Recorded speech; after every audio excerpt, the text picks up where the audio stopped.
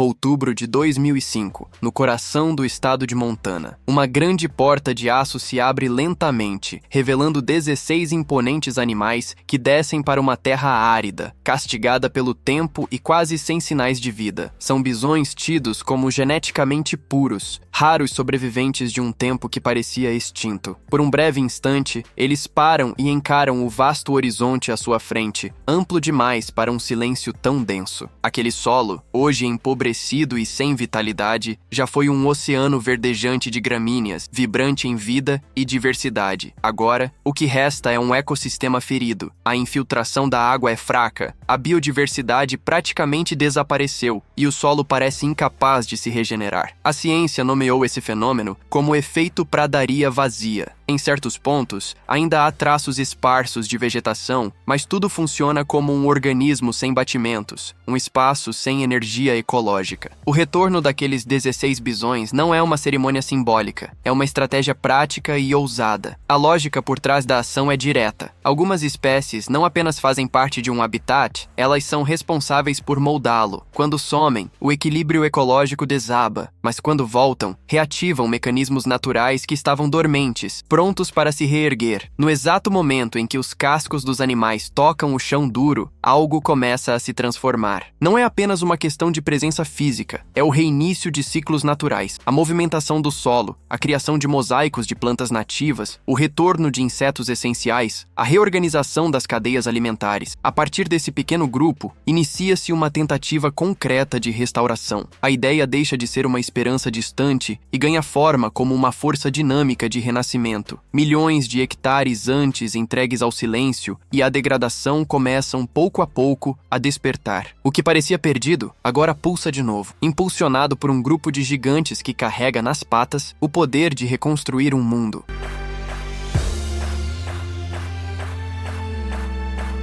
Durante muito tempo, as extensas planícies da América do Norte abrigaram um dos mais vastos e ricos ecossistemas de pradarias temperadas do planeta. Por gerações, manadas imensas de bisões cruzavam essas terras como verdadeiros rios em movimento, moldando o ambiente com seu pastoreio constante e sua presença marcante. No entanto, tudo mudou de forma abrupta no decorrer do século XIX. A caça desenfreada e o extermínio quase apagaram essa presença da paisagem. De um cenário habitado por dezenas de milhões desses animais, restou apenas uma sombra do que foi. Com o desaparecimento da fauna nativa, o espaço foi ocupado por um novo modelo de ocupação. Cercas delimitando propriedades, loteamentos agrícolas, criação intensiva de gado e um uso do solo voltado para a produção imediata. O gado doméstico, diferente dos animais silvestres, permanece por muito tempo nas mesmas áreas, pastando até a raiz e impedindo que a vegetação se recupere. Isso fragiliza o solo e as raízes, comprometendo a saúde do ecossistema. Em regiões próximas a fontes de água, o pisoteio constante degrada ainda mais a paisagem, danificando margens de riachos e compactando a terra. Quando o solo fica assim endurecido, a água da chuva não penetra mais, escorre pela superfície, levando embora nutrientes valiosos e acelerando processos erosivos. Essa degradação desencadeia uma série de impactos interligados. A diversidade de plantas diminui, e com ela desaparecem locais de abrigo e reprodução para aves. A população de insetos entra em declínio. Sem flores e sem abrigo, os polinizadores desaparecem. Embora, à primeira vista, a pradaria possa manter um tom esverdeado, por dentro, ela está esvaziada. Há pouca diversidade, pouca complexidade e quase nenhuma capacidade de se regenerar. Hoje, em escala planetária, as pradarias temperadas estão entre os ecossistemas mais ameaçados. Quando um bioma deixa de cumprir seu papel ecológico, a perda vai muito além da estética. Trata-se da quebra silenciosa e profunda de todo um sistema de vida.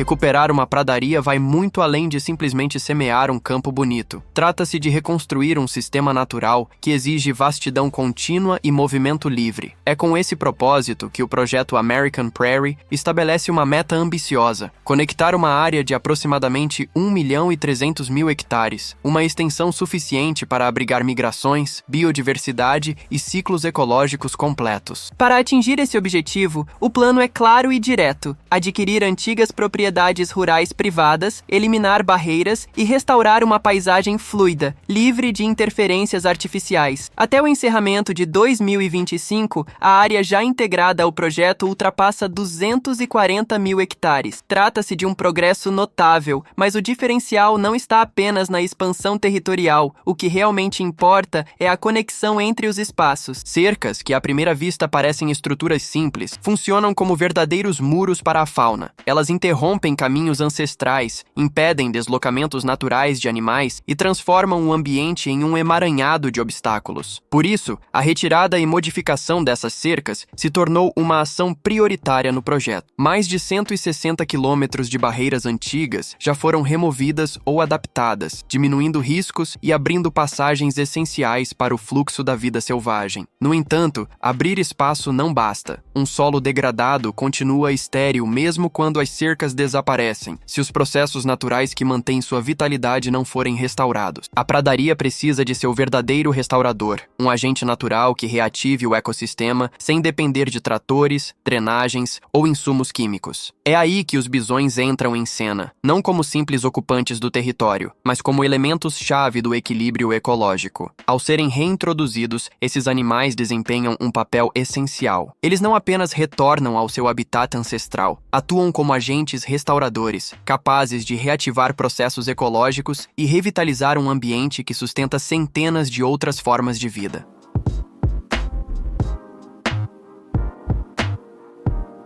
Quando os bisões voltam a habitar as pradarias, eles restauram os ritmos naturais do ecossistema. E na ciência ecológica, ritmo e padrão são fundamentais. O primeiro desses padrões vem da maneira como se alimentam. Diferente de outros animais de grande porte, eles não devoram tudo de forma uniforme. Dão preferência aos capins, poupando arbustos e flores silvestres, que assim ganham mais chances de crescer e se espalhar. Esse comportamento gera clareiras, abre caminhos e favorece o crescimento de uma variedade maior de plantas. Aos poucos, o cenário deixa de ser plano e repetitivo, transformando-se num mosaico vibrante de formas, cores e alturas. Com a diversidade da vegetação, surgem novos abrigos e fontes de alimento, criando oportunidades para a vida florescer. Pesquisas de campo realizadas em áreas onde os bisões foram reintroduzidos mostram um aumento acelerado na presença de espécies nativas em poucos anos. Isso acontece porque a riqueza vegetal encontra as condições ideais para se manter e prosperar, e à medida que as plantas se multiplicam em variedade, os polinizadores também retornam. Abelhas, borboletas e outros insetos essenciais voltam a cumprir seu papel vital, alimentando ciclos inteiros de reprodução e manutenção da fauna e flora locais. O segundo fator essencial é o deslocamento constante. Os bisões não têm o hábito de permanecer no mesmo lugar. Enquanto se alimentam, estão sempre em movimento e raramente ficam tempo suficiente num único ponto para danificar o solo de forma prejudicial. É comum percorrerem dezenas de quilômetros em um único dia em busca de comida. Esse caminhar incessante transforma o solo de maneira sutil, porém poderosa. Os cascos rompem a crosta ressecada, formam pequenos sulcos que facilitam a germinação de sementes e permitem que a água da chuva penetre mais profundamente. Não se trata de escavação destrutiva, mas de uma movimentação contínua, natural e benéfica, que se repete há milhares de anos. Em vez de comprimir o solo até torná-lo estéril, os bisões o mantêm poroso. E onde há porosidade, há respiração. E onde o solo respira, a vida prospera.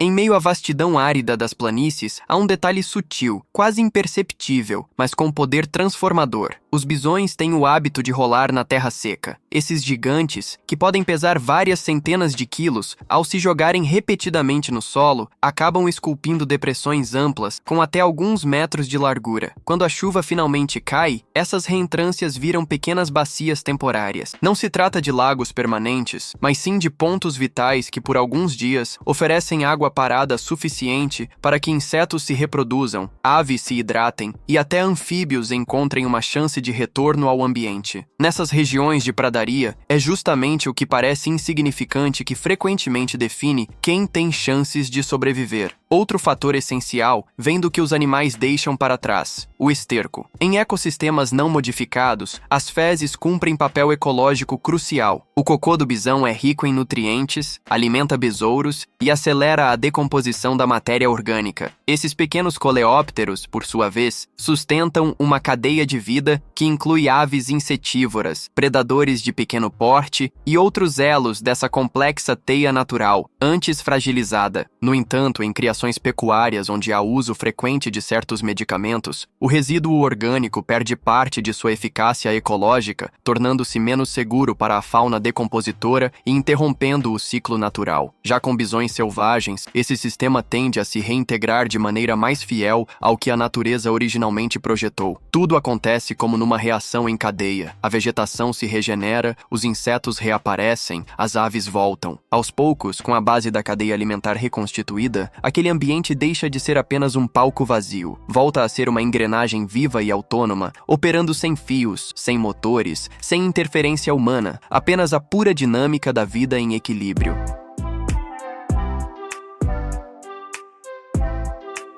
A transformação mais extraordinária ocorre longe da vista, oculta sob a superfície da Terra, a vários metros de profundidade. No estado americano de Montana, certas gramíneas nativas são capazes de desenvolver raízes extremamente longas, chegando, conforme registros, a mais de 4,5 metros e criam um intricado emaranhado subterrâneo. Essa rede invisível tem uma função vital. Ela firma o solo, busca água em profundidades maiores e mantém todo o equilíbrio do ecossistema, mesmo sob condições climáticas severas. Eis o segredo das pradarias. Funcionam como florestas de cabeça para baixo. Enquanto nas matas o carbono se concentra nos galhos e troncos, ali, nas planícies, ele é armazenado no subsolo, nas raízes e na matéria orgânica deixada por elas. Esse mecanismo subterrâneo altera inclusive a forma como o fogo age no ambiente. Em florestas, incêndios podem liberar grandes quantidades de carbono na atmosfera ao consumir a vegetação. Já nas pradarias, o fogo queima apenas a superfície. O núcleo vital do sistema permanece preservado no subsolo, o que garante a longevidade desse tipo de armazenamento de carbono. No entanto, a eficácia desse cofre natural depende de uma força vital: o pastoreio adequado. Os bisões, ao se alimentarem das gramíneas, desencadeiam um processo de renovação. A planta, ao perder sua parte superior, redistribui sua energia, descarta raízes mais antigas, que se decompõem e se transformam em carbono no solo, e gera novas raízes, muitas vezes mais profundas, ampliando a reserva subterrânea. Esse tipo de pastagem não empobrece o solo, ao contrário, ativa um ciclo regenerativo constante. Além disso, o mesmo sistema atua no ciclo da água. Um solo vivo é naturalmente poroso, o que permite rápida infiltração, abastecimento dos lençóis freáticos e menor risco de enxurradas. Comparado ao solo endurecido por práticas agrícolas que concentram o pisoteio de animais, o terreno sob o manejo dos bisões age como uma esponja. Ele absorve mais água durante as chuvas, minimiza alagamentos e retém umidade por mais tempo em períodos de seca. Quando esses animais desaparecem e a vegetação envelhece sem renovação, todo o equilíbrio se desfaz, inclusive a capacidade do solo de manter carbono estocado.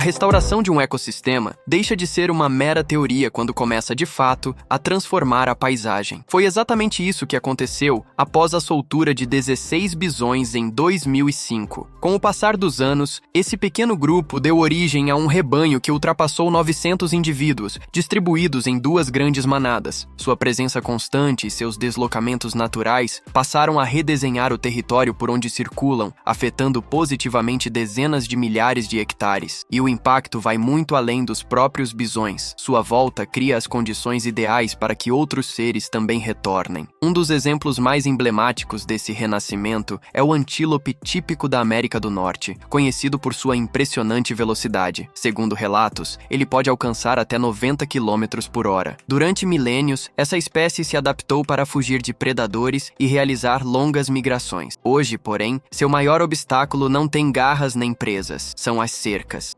Estruturas altas, instaladas para o manejo de gado, bloqueiam os caminhos de migração no inverno. Esses antílopes não conseguem pular com facilidade e precisam se arrastar por baixo das barreiras. Muitos acabam feridos, aprisionados ou simplesmente impedidos de chegar a áreas essenciais para sua sobrevivência. Diante disso, garantir a conectividade entre as paisagens se torna uma necessidade urgente. A retirada ou modificação de mais de 160 quilômetros de cercas ajudou a reabrir rotas migratórias antigas, reduzindo mortes e permitindo o retorno dos deslocamentos sazonais. Com os corredores novamente acessíveis, os antílopes voltam a cruzar livremente, os alces reaparecem e diversas espécies de aves respondem quase de imediato. As aves, aliás, são excelentes indicadoras ambientais. Nas grandes planícies do continente, aquelas que dependem de áreas abertas sofreram um declínio de aproximadamente 53% desde o ano de 1970. Porém, em locais onde a vegetação voltou a apresentar diversidade, favorecida inclusive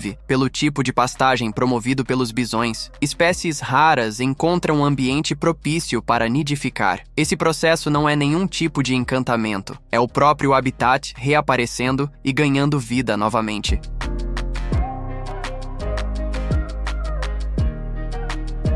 Se o bisão é quem desenha o que vemos na superfície, existe um verdadeiro mestre oculto que transforma a vida debaixo da terra, o cão da pradaria. De porte pequeno, mas de impacto imenso, ele escava túneis complexos que remodelam completamente o solo. Essas passagens subterrâneas oferecem proteção contra os extremos de temperatura, servem de esconderijo contra predadores e criam morada para uma multidão de outras espécies. Em certos habitats, essa engenharia silenciosa sustenta comunidades inteiras. Um dos maiores beneficiários desse sistema é o furão de patas pretas, tido como o mamífero mais raro de toda a América do Norte.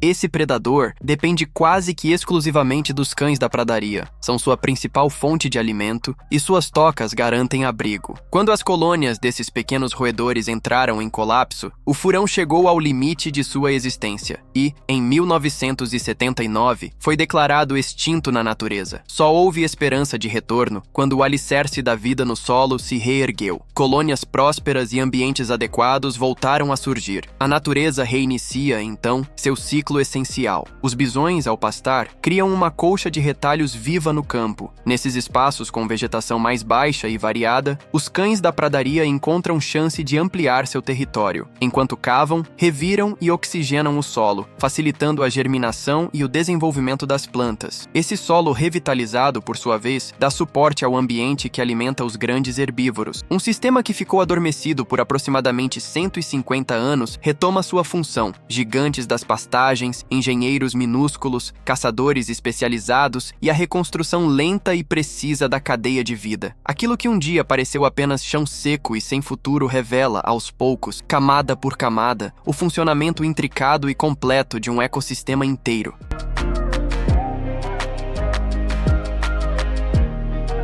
Nenhum processo de recuperação ambiental em grande escala acontece sem gerar tensões. Para muitos donos de terras, a reintrodução dos bisões é vista como um risco ou uma medida desnecessária. As inquietações se concentram em possíveis doenças, no controle da espécie e na manutenção de práticas tradicionais de manejo. Trata-se, essencialmente, do confronto entre duas formas de enxergar o futuro, uma voltada para o uso contínuo dos recursos naturais e outra focada na conservação como base estrutural de longo prazo. No entanto, um fator muda o rumo do debate: a possibilidade de geração de valor econômico a partir de um ecossistema vivo. No estado de Montana, cresce o número de pessoas que viajam para avistar bisões, caminhar sob o céu aberto e contemplar uma paisagem que está cada vez mais rara. O ecoturismo ganha força com visitas monitoradas e áreas de acampamento, oferecendo uma fonte de renda mais constante que a pecuária, especialmente em regiões cada vez mais afetadas pela seca. Um exemplo inspirador é o Parque de Yellowstone. Quando espécies de grande porte retornam, o fluxo turístico cresce e os benefícios se espalham pela economia regional. A expansão é um pilar central desse esforço. Atualmente, o projeto já abrange mais de 240 mil hectares sob manejo ativo e deve alcançar seu marco até o final de 2025. A meta, no entanto, é ainda mais ambiciosa: integrar uma área de aproximadamente 1.300.000 hectares, conectando-se ao Refúgio Nacional Charles M. Russell. Essa união resultará em um dos maiores territórios naturais contínuos dentro dos 48 estados americanos. Em termos práticos, isso significa poder caminhar por dias a fio sem cruzar cercas ou outras barreiras artificiais, permitindo que os animais circulem livremente como antes. Outro aspecto essencial é a parceria com comunidades indígenas que convivem com os bisões há milênios. O saber ancestral, somado às práticas científicas atuais, sustenta um modelo de governança em que natureza e cultura se recuperam em conjunto, não como adorno simbólico, mas como pilares estruturais de uma nova forma de viver e preservar.